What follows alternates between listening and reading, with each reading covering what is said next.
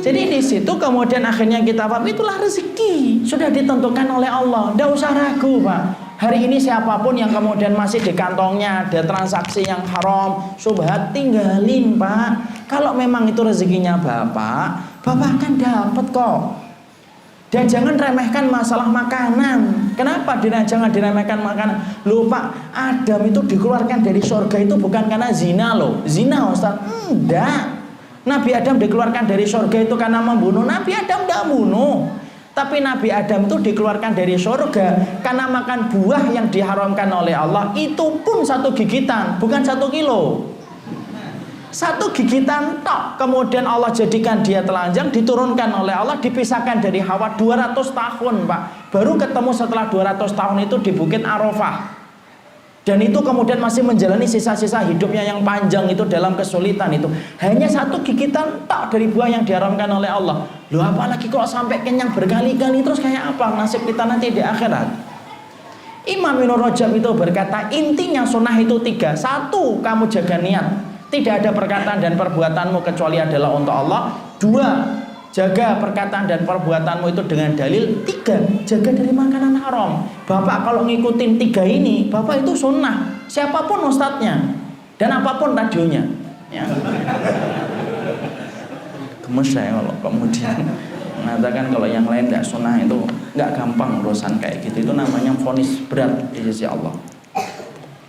Makanya kemudian disitulah kita akhirnya paham, disitu kita ngerti loh masalah mati itu ada kaitannya dengan rezeki. Makanya tidak usah ragu. Makanya kemudian kita akhirnya mendapati ada kisah nyata lagi yang saya pernah baca di blog salah satu ikhwan ketika dia mampu meninggalkan pekerjaan yang haram itu. Dia itu asalnya akan meninggalkan haram. Dia nanya ustadz itu, saya baca di blognya itu. Dan dia tahu profesi dia itu minimal syubhat. Kemudian akhirnya apa? Maju mundur Pak. Takut miskin kan? Siapapun dari kita pernah kena bisikan setan, asyaitanu ya'idukumul faqra. Setan itu nakutin kamu jadi miskin. Maju mundur gitu. Sampai Allah kirimkan 1 hidayah, 1 sinyal, 1 kode keras. Bapaknya koma. Ditunggu itu bapaknya ketika koma, Pak. Lama berhari-hari sampai 1 waktu bapaknya bangun dari koma. Bapak tuh yang diminta apa? Es krim, Pak. 1 contoh.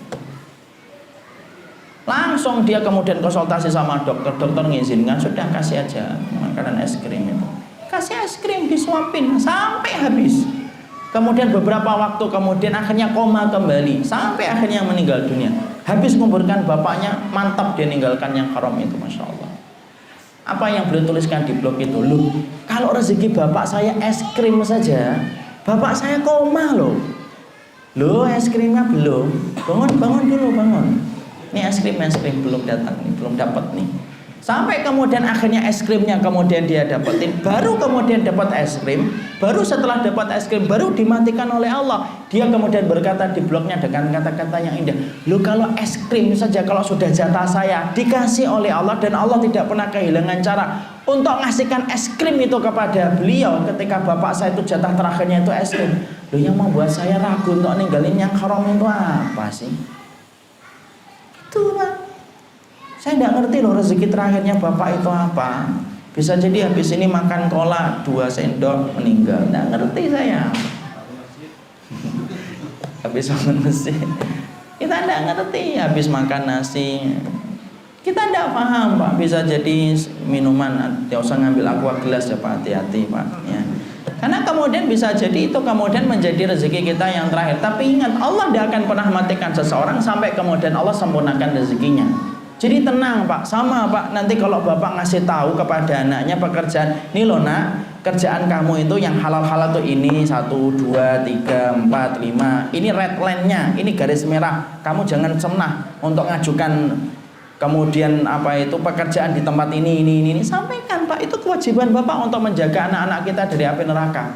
Wallahi Pak, anak kita menampik 10 pekerjaan yang syubhat, kalau rezekinya 20 miliar dapat itu 20 miliar. Tidak usah khawatir kita. Tapi anak kita kalau jatahnya cuma 100 juta, walaupun bergelut dengan yang haram dari jam 7 pagi sampai jam 9 malam, Kalau rezekinya cuma 100 juta ya cuma 100 juta. Lu ngapain kita ragu? Allah sudah menjamin dunia. Kita yang belum dijamin oleh Allah itu satu, akhiratku dan akhirat.